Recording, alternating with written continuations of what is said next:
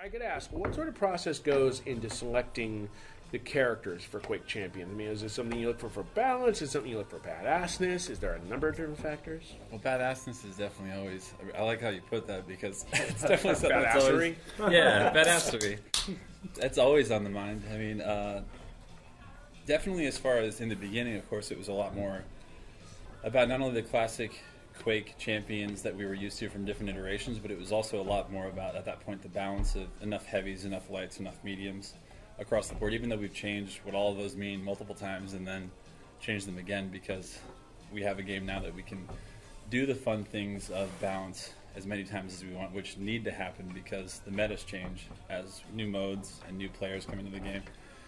But, I mean, for this one in particular, it was really just like all passion of we wanted definitely, we talked about which Quake 1 enemy could come in now that we had Ranger in there. Mm-hmm. And it's funny, too, because of course no one would know, but, in Ranger's Vanity right now, he always had as his Vanity, it's like Death Knight's sword and his helmet, like on his pouch, basically, on his back. Mm-hmm.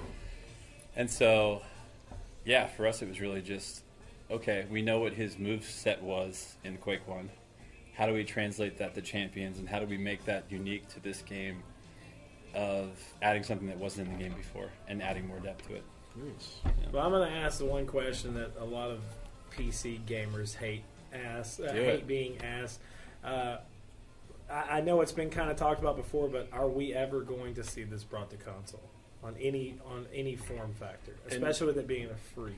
And to kind of follow up on that, if we don't get that, can we at least get Quake 3 Arena HD? Because that would kick some ass and take some names. Just throwing that out there, old school. But you already have so much more. No. I'll say that for sure, as stepping back from id, stepping back from Bethesda, going to ZeniMax as a whole, we've got an incredible amount of teams all over the world that do specialization in all the different things where it's not just PC Master Race, this many frames, has to perform like this, but, mobile, console, all that stuff. So it's definitely never anything that's out of the question, but we don't have any plans to announce anything anytime soon for any of that. And I think part of that might be because of the twitch factor, because it feels like with a keyboard and mouse, you really feel like more art and control compared to like a control. Because I mean, that's why it wasn't like when Unreal Tournament was introduced on PS2. People were like, "Well, I missed the keyboard and mouse." Right. Like some games don't really translate well to console, even though we still want them. Yeah, and sometimes it is the type of game, but I do feel like of course, in the last many years, like the consoles have come so far now, where they've got they've got NVIDIA built-in cards, they've got this, they've got that. I mean, the fact that the Switch is basically like an amazingly glorified cell phone that can play Doom 2016 in like a year after, or like a year and a half, is like, first of all, what a great time to be alive. Right. Yeah. And it's getting eternal, too. Yeah. It is. Yeah. That's panic button for you. Yeah, exactly. Like, I built like a $3,000 computer like 2 years ago to play that game well, and like, I'm not mad about how it plays at all on my Switch. I'm like, this is incredible. So I mean, I think anything's possible for the future as far as things getting portable or outside of just PC only, but at this point, there's definitely no plan for announcement or anything. It never hurts to try, right? Yeah. I had to throw the Quake 3 Arena shout out. Yeah, most of the Go ahead, sorry. I just wanted to ask about the kind of moving to free to play and how that's going to kind of function, like just as a model, sure, like within the game. Yeah, I mean, so we built it from the ground up, always with that in mind. Of course, we're all from the original Quakes, where you buy the box and you get the art and you get the CD and you get the pamphlet and then you put it next to your other ones in your closet. But of course, we're in a different time now. So the coolest thing about going free to play, especially for Quake Champions and especially now, is lowering the barrier of entry for a game that classically has a really high skill ceiling, but that once you get used to the speed and the control that you can do in it and coordinating and having fun with your friends, it's something that nothing else feels like. So we realized Arena FPS right now, a year later, now we're the only one. There was another one and that's gone now. So, which of course we're not happy about that. We all love playing all games. We're not salty about any new mode or a flavor of the month or a game that dies. Nobody wants to see that. But yeah, for us, I think it was really just the perfect way to introduce new players to it. And that's why we finally, in E3 we did the free-to-play trial, which we started out as a week, and we extended because it was doing so well, and we were getting so much data from new players coming in that weren't used to arena FPS shooters, weren't used to the movement, weren't used to the speed, or actually collecting weapons and armor and all these things. So from that, we took that and improved on bots, added more capability of what they could do, but more than that, matchmaking was like the biggest thing that we did in the difference. Like we did a full reset, and we didn't start at 0, we started in the middle, and we realized that in doing that, after like 2 or 3 games, you're basically going to be sorted with the people that you belong with skill level wise, and then it'll follow you whether you level up or don't play as much and don't care as much, or you just fall behind in rank as all of us do as we get older from time to time. Yeah. I'm not speaking personally, of course. It's like, no, me. But that's the beauty of it is we did all these things so that because of course the goal is always, you don't want to have a free-to-play game forever not free-to-play as a free-to-play model. So we're finally at a point where we could comfortably, after E3, made the changes where we felt really good in the place that we were at. And of course, we're still in early access. There's a ton of space to go with modes and champions and other things that we're going to do, but it was the right time for the gate to open and us to get even more data and even more players and just continue iterating on the onboarding experience as we're obviously taking care of all the other fun Quake things that people know and love, and some things they don't. And considering that the free-to-play market's going the way it is because of a certain game starting with the letter F that I won't mention. Right. Which could be like a week or two's like time in a word, but But I could totally see you guys jumping into that market. Yeah, that was going to be my question. Now that you're in the free-to-play realm, you're competing against a bunch of giants. And, how do y'all plan on either stealing people from that scene or merging into that scene? Yeah, well, especially since y'all do a lot of esports. Sure. I mean, it might sound. Oh, I'm sorry. Just curious what y'all's plan of attack is, going forward with that model. For sure. I mean, it might sound old school in the sense that like we don't think about competition as a thing where it's like, okay, they're doing like flavor of the month of this mode, or they're doing this game and they're. I mean, of course, like with monetization, you're always looking at that because it's just you have to, because it's the responsible thing to do when you're a free-to-play game. But otherwise, I think we have a team that is absolutely obsessed with Quake, and nobody on the team wanted anything but to make Quake alive again and better again, and have all the different iterations of the things that they loved in all the Quakes that we all grew up playing inside of this one. So I think really it's more of like a nose down. Of course, with esports, it's got its own path. Yep. But as far as the free-to-play model, like us versus them, we don't really look at it us versus them ever. Because nobody else is doing, nobody else is doing what we're doing at all. Yeah. Because we're the only arena first-person shooter that's available now. But that doesn't make us like happier or more comfortable. It's really just always trying to make the game that we're working on, which is Quake, and getting it right for all the core players, and of course, like all the new players, and making it easier for them to come in and understand what it is. Because as everybody knows that plays it, once you play Quake and you play something else, you're like, okay. Like, if you're really like into like pure FPS as far as all the things that it offers, as far as like full control and knowing every time that you die, which you're going to die a lot, which a lot of people aren't used to now anymore, that you know what you did wrong and you know what you can improve. I mean, there just really almost aren't any games like that anymore. So we're not really worried with what other publishers are doing. Well, examining the response to the announcement of the free-to-play model that you guys are adopting permanently, I noticed a lot of people who bought in with the $30 are a little bit miffed about this decision. Do you have any content in mind to award your early adapters? Yeah, so as we did with CBT, and we did the 2 versions of that. There was like the burst test and then the later one. Like we did in-game, there was like, what do we call them, the player plates and the icons for that were specific only if you did those 2 things. They're never going to be purchasable, and so on and so forth. But also, it's funny with that because I feel like there still hasn't been enough attention put on the fact that that early adapters pack, the Champions pack, is like the all-time greatest value I've ever seen in a game, because you literally get every champion will ever make if you're in on that. So I think we have plans for what we'll do to reward those people, but I think over time, like, that reward will absolutely speak for itself, because that's not going to last forever. That probably won't even last for a whole lot longer, because the value of that exponentially grows as the game adds more champions, and the years build. It just becomes like, if you start doing the math of how much this champion costs and the fact that you've got all these and you just keep stacking more, it just becomes exponentially a better deal. Going back to what he said earlier, with the free-to-play model coming in, how will monetization be changing? What changes will you be making there? What will you be charging for basically. Well, I mean, I think really like up to this point, everything we've done to monetization is just to get ready for this. So the changes that we made as far as rarity, as far as how it feels to accept something, and even down to like the straight, obviously, UI of what the presentation appears like.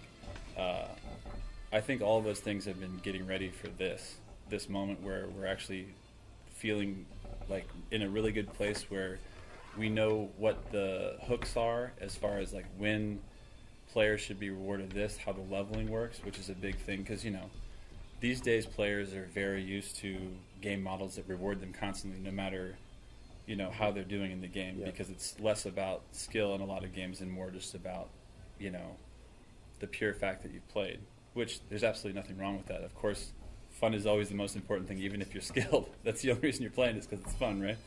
But yeah, I think we've changed a decent amount as far as like how vanity weapons are rewarded. For example, like at first they were only in reliquaries, now they're in reliquaries and chests. And then if something's brand new, it won't be on sale like in the store. But if any weapon is on sale in the store, it's always for like a much discounted price. I can't remember what the percentages are because I don't do the monetization, but it's something like, I don't know, 25 or 35% or something. But yeah, so we've learned just from the CBT to now, honestly, just like how we could do it better, and we've just been agile as much as we could to make the adjustments as quickly as we could to fit that. Will it all be vanity items though, or will it be gameplay?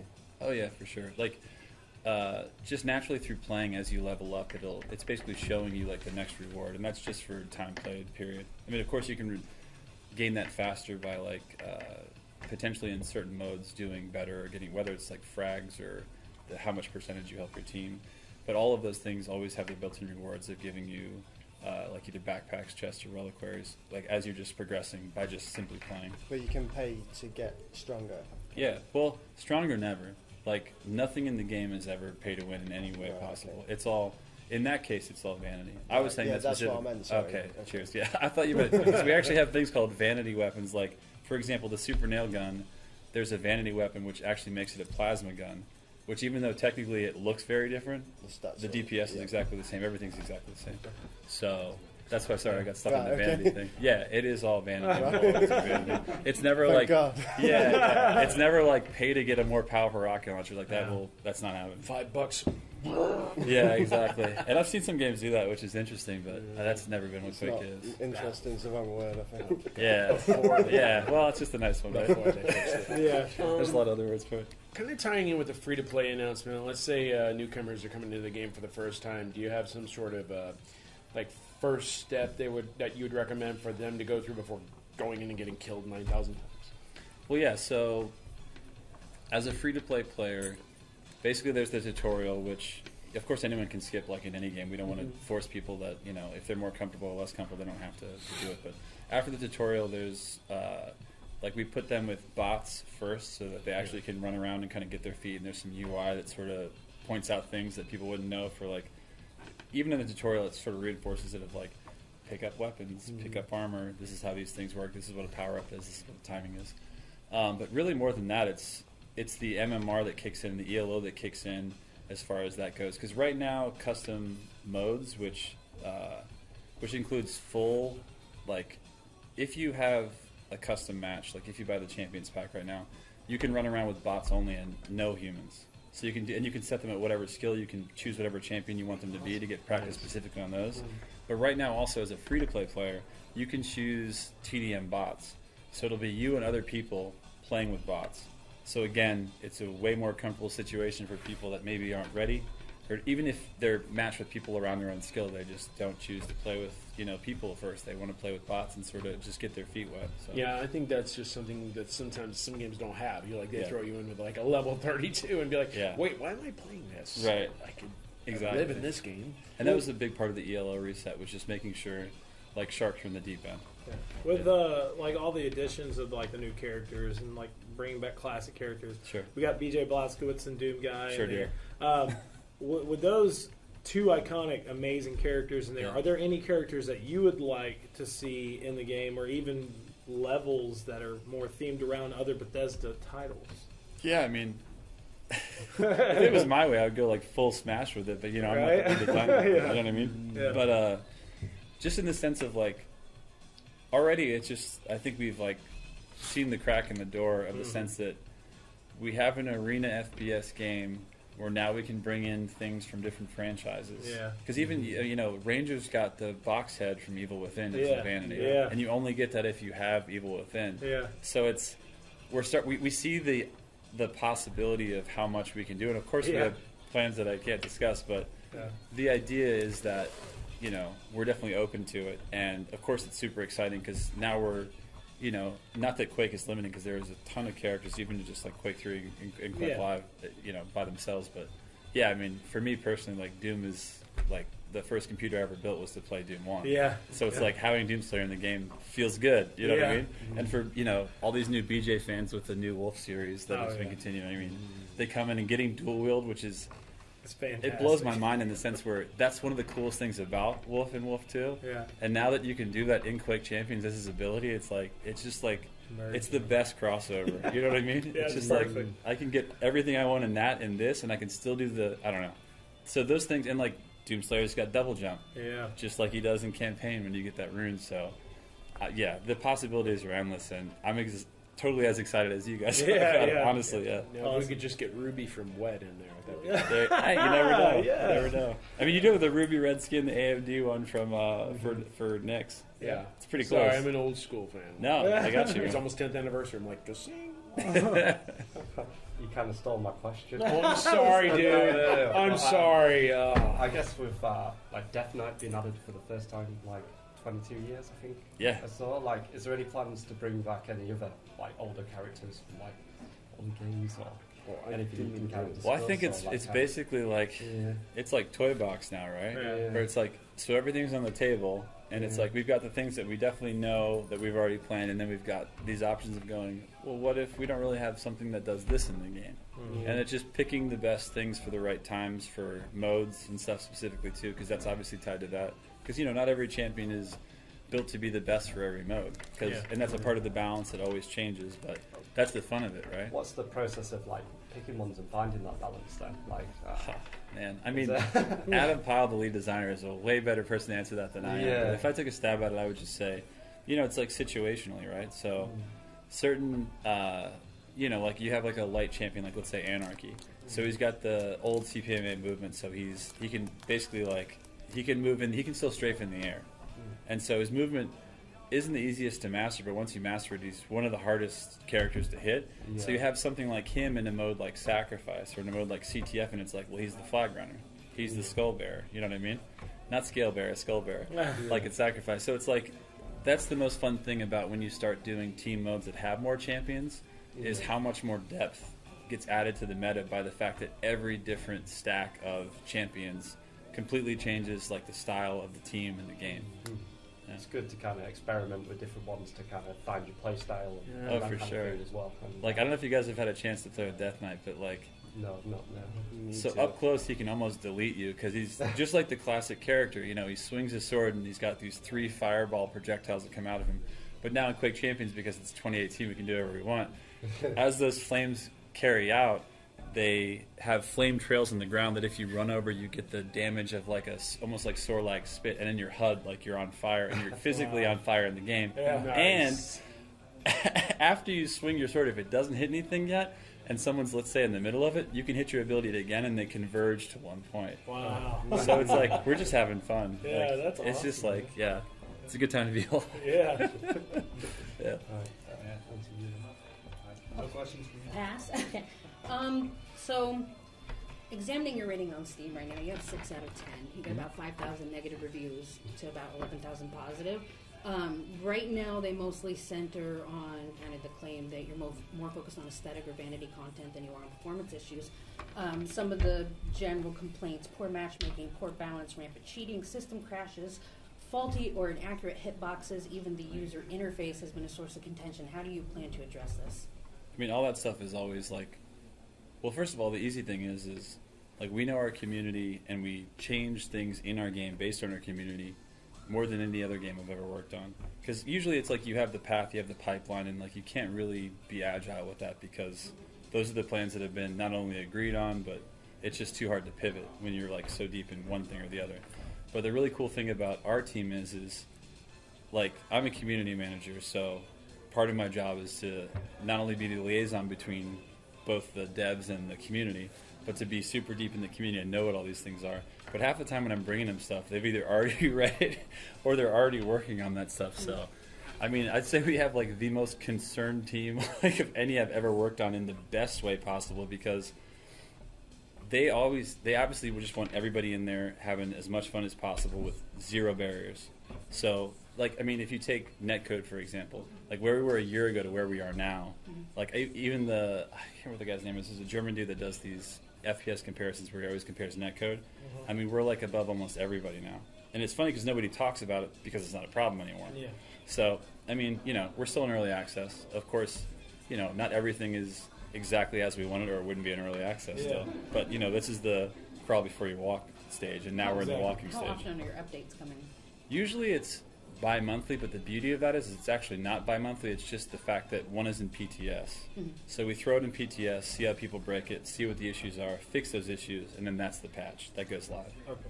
Yeah. So it's really monthly, but it's bi-monthly for the live full build. Okay. The people making the Vanity items won't be the ones fixing the matchmaking either, would they? Oh, no, yeah. All the teams are very, you know, everyone's got their job. And the good thing is about our team in particular is there is a lot of people that can do a lot of, like, jack-of-all-trades stuff. Like, we've had, you know, like John Dean, who does our bots, like, he can help out with a lot of other things with network and everything else because we just have smart people. But yeah, no, it's definitely... that was my question, actually. Bots. How they said you're updating them. Yeah. They didn't go into specifics, so what are you doing to bots? So phase 1 of bots was basically not only getting them in the game, but getting them with what we thought were like the most important behaviors at first, especially for new players again coming in. Excuse me. So simple things things that seem simple but are actually really complicated to program. Like, they will take health, they will take armor, they will take ammo and weapons, but if you're near them and you actually need it, they'll avoid these things, and they'll almost sometimes stay around to like protect you and be a better teammate, which honestly I wish half of my teammates had that behavior or that mentality.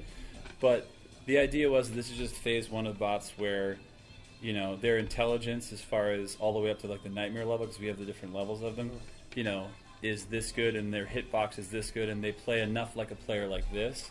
And then in phase 2, which is kind of where we are now, they start to do things like strafe jump and have more characteristics that are more like players, and we can actually almost even emulate players' play styles at this point. And then in phase 3, it gets to the point where they're fully doing abilities situationally, where it's like most appropriate, which are scaling to the, you know, the skill of the player. Will they be doing rocket jumps then as well? Oh yeah, yeah. I mean, John Dean's a maniac. Like, if you guys were ever played the bots that were in Doom 2016, or actually he did them also in, I'm gonna get this wrong, I think it was in Enemy Territory, or no, it was Quake Wars. He did the bots that could actually get into vehicles and like drive around and not like run into walls and stuff, but like do things exactly as players would do. So we're in really good hands for that. Yeah. Cool. And since you're community manager, you've probably seen a lot of these tournaments go down and anything like that. Oh, yeah. There's just like a player or two that just absolutely blows your mind in terms of how well they play.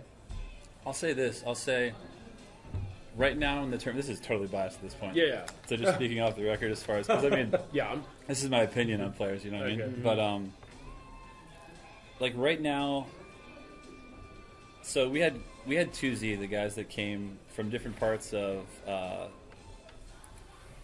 CIS from last year that like blew everybody away because nobody knew who these kids were. They came in, they won Sacrifice, and they beat everybody. Like Claus beat everybody in Duel, and Zron did really well too. And honestly, Silence Up didn't do that bad.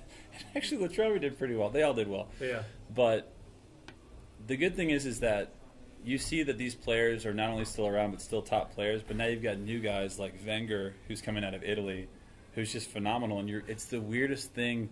That now that we like last year we had online tournaments and we had these big LAN tournaments as we're at QuakeCon now, and you know DreamHacks and all these other ones. We're doing PGL next week, or not next week, but in October. But the cool thing is this year we built it out where there's a lot more tournaments for a lot more skill levels. So we've got Quake Open League, we've got Battle 5, we've got ESL Go For It, and now it's basically every day you can play in a tournament, and then depending on what skill level, you know, like maybe every other day, every other week. But now that we have this constant tournament structure, like depending on what your skill level is and what kind of game modes you like to play, we're seeing these players rise up that no one's ever heard of, and they're growing so fast. Like Wenger, so the Quake Open League, the Elite League for EU, the last one, Cypher beat him 3-0 and just like kind of smoked him, and it was like, oof, man. And then this one, it was so much closer and so different, and that's just in one tournament. It was like a month's time. So, and then I have to give a special shout out to, there's a player named Saigib, and he's been around for a long time, but personally in playing him, because I've played a bunch of the players that are downstairs right now competing, and all of them are extremely good, obviously better than me. But Saigib is one of the most different players in the sense that I can never put my finger on his style, and it's really effective, and it's really different, and he's really hard to deal with. So, yeah, I'd say biggest shout-outs to Wenger and Saigib in my eyes right now. Because sometimes you have, you have this game, and you're all of a sudden like, wait, you can do that? Yeah, exactly. Like, these guys are coming up with stuff, and honestly, huge shout-out to, like, the organization Maestro. They've got a bunch of different teams in all the different regions. And some of the stuff they come up with as far as team goes and how their structure goes and how their practices work, like when I've heard Dewey talk about how he approaches the game and how he does his research, I'm like, wow, I thought like watching VODs or doing this or doing that. This guy's like got basically like spreadsheets and diagrams. It's like, it blows my mind. Yeah. So it's a different like style of player now that are newer coming into the game, and they aren't thinking like the laurels of like Quake 3 or like, this is the dominant style, this is the meta period, just be good at that. Like that's kind of out the window now because it changes, patch to patch, which is the beauty of it, because that means you have to stay fresh and active, and it's not just this stagnant, who can do this one thing the best. So that's been one of the most fun things of it. Cool. Anybody else? Just out of curiosity, so you mentioned you're kind of one of the only arena FPS kind of still out there at this point. I've been doing this for 10 years. I've seen a lot of games come and go in the process of trying to chase a trend. Do you ever worry you've missed the boat? No, I mean, the beauty of it is the fact that, like, we pulled up to, like, a dock that, like, there wasn't any other boats. So, like, we're the only boat. We're, like, the only Can't miss the boat if you're the only one providing the service. Exactly. Like, we're the only boat to jump in, which I'm not, like, again, I'm not, like last year you had, like, Lawbreakers and stuff, and, like, no salt to them at all. Like, I want there to be more Arena FPS because I love Arena FPS. But it's one of those things where it's, like, I'm also not mad at the fact that we're the only one, because in my very humble opinion that's somewhat biased for the fact that I work on this game and I love this game and I put like a lot of myself into it, I think it is the best one to get into, because I think once you get a feel for what Quake is, which I feel like this one really accurately represents all of the Quakes like as a whole for multiplayer, like I think even once you get into another Arena FPS, you still know what the itch is, and you might still gravitate back towards Quake, because I think it still like holds all the same water. I guess I'm just going to keep doing boat analogies now. I'm like on this boat kick of like what competitive multiplayer FPS like arena games are. Like it's still the one. Yeah, it's interesting you bring up Lawbreakers, because I feel part of the reason that failed is that it didn't really give anybody anything to really hold on to in terms of identity. In that sense, do you feel that the Quake roster kind of gives you guys an edge? Oh, big time. I mean, the Quake Champions alone, without the franchise ads of like Doomslayer, BJ Blazkowicz, I think is already huge in the sense. I'm interested because of BJ already. No, I totally and like once you run around with BJ and like you hear his voice lines and stuff, you're like, oh yeah, I also forgot that when there's like voice lines in games that are appropriate at appropriate times, like how much of a like replay trigger that is, where you're just like, I just wanted to say that like banana cream pie line, like it sounds so dumb, but it's one of those things that once you play BJ right now has a scream in the game that I've never seen a single person hear and not laugh and be like, I'll just shoot him again because he needs to be in that pain sound because it's so funny. It's so good. So yeah, I think our roster is really strong, and I mean we're at the very beginning still. Again, we're at like the walk stage now. So. And you can't tell us anybody in the future who might be on the roster. Not yet, but honestly, I think there's going to be another announcement pretty soon. I mean, we already had this for this, so it wasn't going to be like this plus this plus this, because it's like let's focus on the one that we just threw in the game now, even though I'm biased because I was surprised how much I like Death Knight, because again, I'm a Doomslayer main, but Death Knight is really, really fun. Yeah. But the next champion we have coming, I'll just say this, is their ability will change the game again, like in a way that none of the other ones do. So it'll be It'd be really You gotta leave interesting. us on a cliffhanger like that? What are you Okay, it's I not. wasn't going to say anything. He'd probably say something like, "It's not a hamster." Yeah, exactly. There's Is no it a cameo wheel. character? There's no wheel. Is it a what? Is it a cameo character from another franchise? It isn't. It's Oh. not. Ah, okay. Well, actually, Cliffhanger. Man, God. keep I the like job. your way you think. It's good.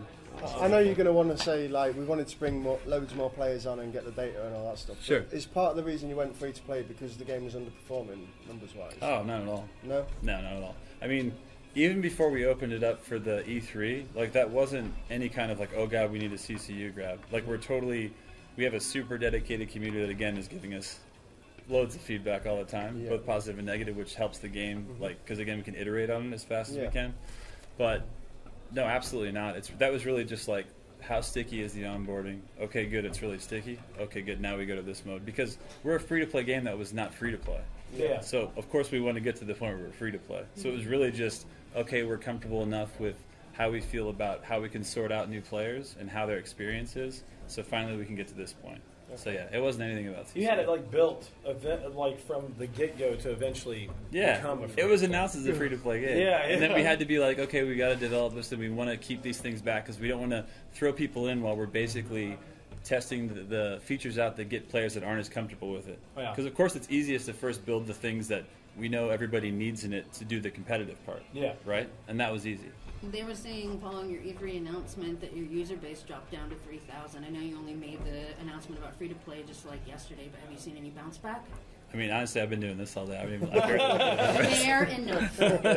But yeah, I mean, I'm definitely not worried at all about the numbers. And the funny thing is of course, when the E3 thing happened, you know, you open up the gate that has really never been opened that way, so you get a huge spike. And of course, like anything that you get a huge spike on, like it comes down because it has to. There's literally the only thing for it to do at that point, right? exactly. Mm-hmm. But we ended up at a way higher place than we were before we started, even yesterday before we opened it back up again. Yeah. So yeah, it's only just been growth. It's been good. I find it crazy though. Like, the game it was unfinished, and you're like, it's 30 quid.